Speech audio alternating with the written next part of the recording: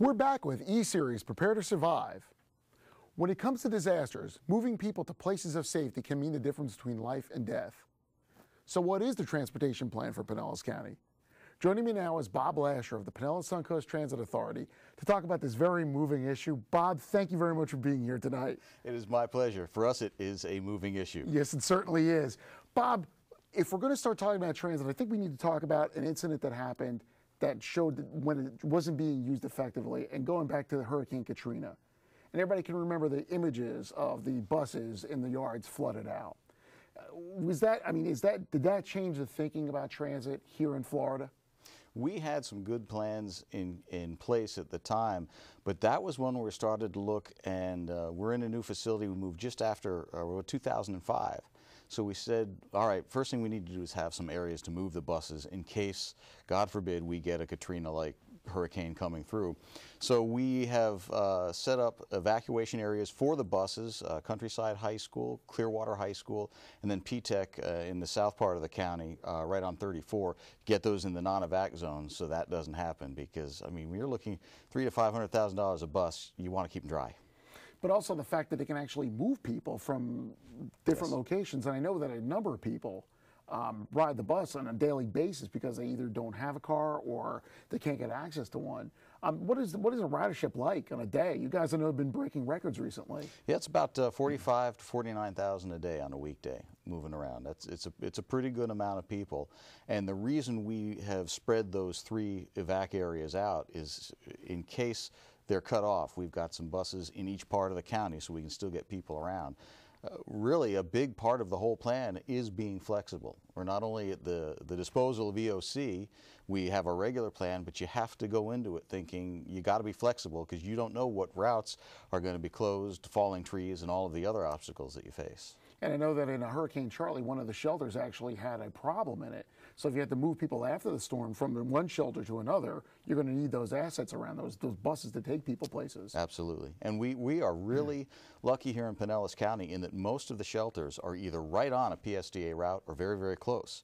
So if Sally Bishop declares an emergency and we have to open all the shelters, it's very, very easy for us to just reroute a few of our regular routes, and we'll have people out on the streets as far as at our transfer stations, on the buses, helping the public to get to these shelters. We'll get them right there, we'll direct them. We don't even charge, it's free. Once Sally declares evacuation, you don't have to pay to get on a bus and get to a shelter. Certainly don't want to leave anybody on the sidewalk because they don't have exact change. Exactly.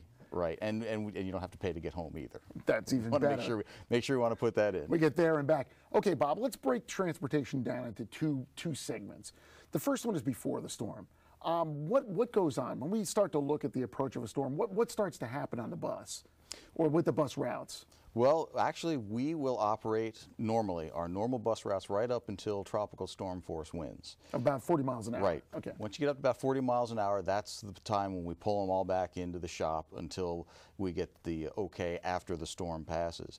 Early on in the year, we set out a list of drivers who are willing to drive for evacuations. We want to make sure we're not stuck at the end with some people who say, look, I got to go take care of my family. I can't drive a bus today. It doesn't work very well. So we've got a nice list. We've got a lot of administrators who are former drivers in 2004 who were on the road as well. So we're covered there. We know we're in good shape there. Plenty of labor to get people where they need to go, and we do some run-throughs. We work with the EOC. We actually have our transportation manager who sits in the EOC. And we gear up for the season a lot like you do, and then we just hope that we never have to use it. Those are the best plans, the ones that are in place but you never have to break out. When we're talking about a hurricane warning is issued, and we're starting to look down the barrel of a storm, what happens then? What transition takes place? We start preparing. We get the word out to all of our employees to be ready. As soon as there's a call for an evacuation, then we move into evacuation mode. We start evacuating people. The routes will, if they need to be changed, will be changed. We get the supervisors out to the transfer points and all of our main facilities that we have now to help people, because we don't want people wondering where they need to go. We're going to have people out there, probably going to have hats and shirts, be very well marked so you can find them. They'll say, put you on the right bus, tell you exactly where you need to go. And we will do that up until we get those tropical storm force winds and we pull the buses off the roads. Okay, so you had mentioned this before. Basically, somebody who wants to evacuate, who doesn't have a vehicle or doesn't have a reliable vehicle, can actually get on a bus. Sure. Can they take it to a shelter? Yep. Well, that's where they go. The buses will go right to the shelters. I mean, most of them, like I said earlier, they're right along our routes. Otherwise, we'll deviate and take them right to the routes. You'll also be able to find it on our website, which is www.psta.net.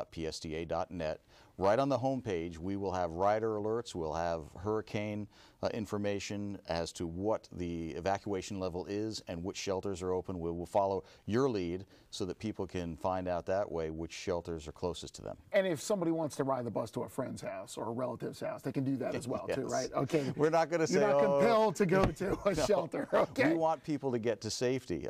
You live in a non-evac zone, so you can take the bus free to Tom's house. Oh, there we go. You see, I'll put everybody up. Yes. Now, while the storm's going on, what happens to these buses? What happens to the drivers? How do you keep things safe during a storm? Well, we pull them off once we get to the higher winds. They have the option. They can stay at PSTA. We have facilities there, shower facilities, and wait out the storm, or they can drive home.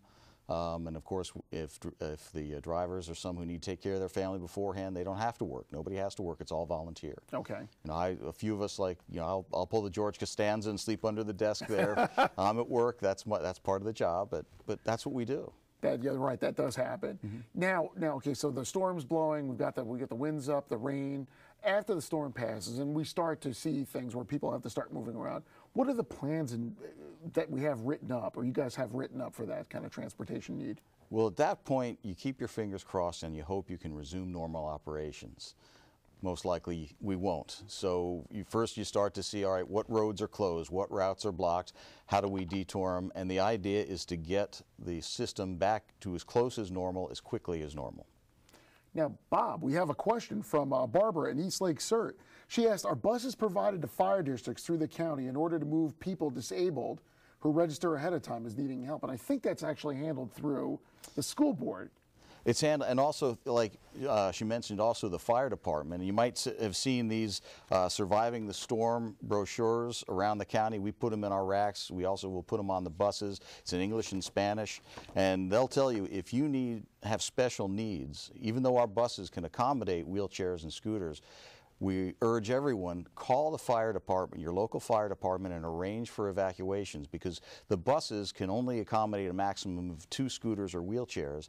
We don't want to leave anybody on the side of the road. So the best thing to do is be registered so that the fire departments know, all right, who do we get out, where do we go, and we can really maximize our resources that way, and nobody's stuck trying to get on a bus where they don't fit, or not having room and having to be left for the next bus. And certainly we don't want that to happen. And yes. Also we need to make it clear that if you do call your local fire department and you have a disability, that service is provided free of charge as well. Oh yeah. Yeah, the evac service is provided, and you want to call ahead for that. You also want to call ahead if you have special medical needs. They will take care of you. For pets, contact what is it? I guess animal control or the pet shelter. Services, sure. Yeah, animal services, so they can take care of you well. And you can take the pets on the buses, but we do ask you have them in a carrier. We don't want fighting pets on the buses. Certainly, but, obviously. We'll definitely take those and get people to the shelters. With a limited amount of space on the bus, obviously we're trying to put as many people in, but what should people bring? Should they bring everything in their survival kit? Should they bring all their luggage? What do you recommend people bring on? As little as you need to get by. Because if it's crowded, we don't want somebody being stuck on the side of the road because somebody's got a big duffel bag.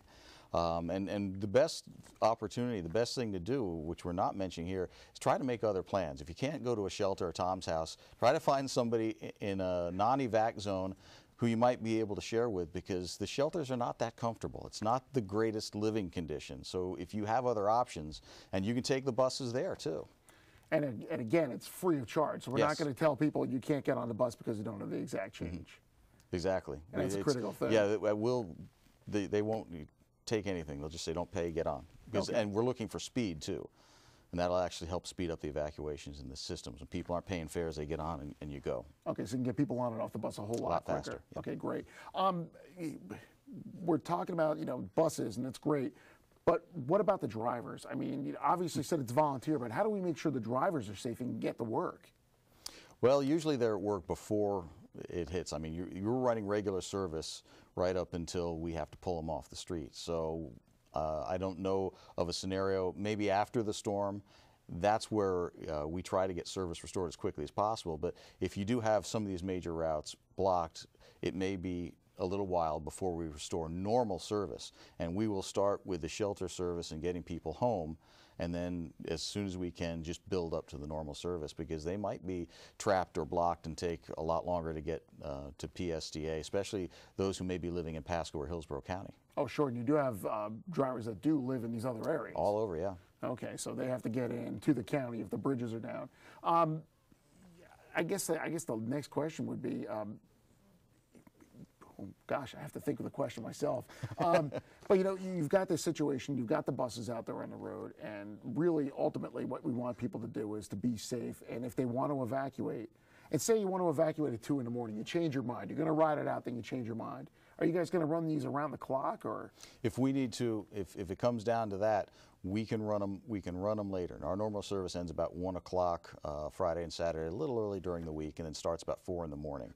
But if we need to, this whole falls into that whole part about being flexible. Okay. I mean, it's one of these things where we're sitting there saying, all right, what is the situation? What does emergency management need? And that's what we're going to do.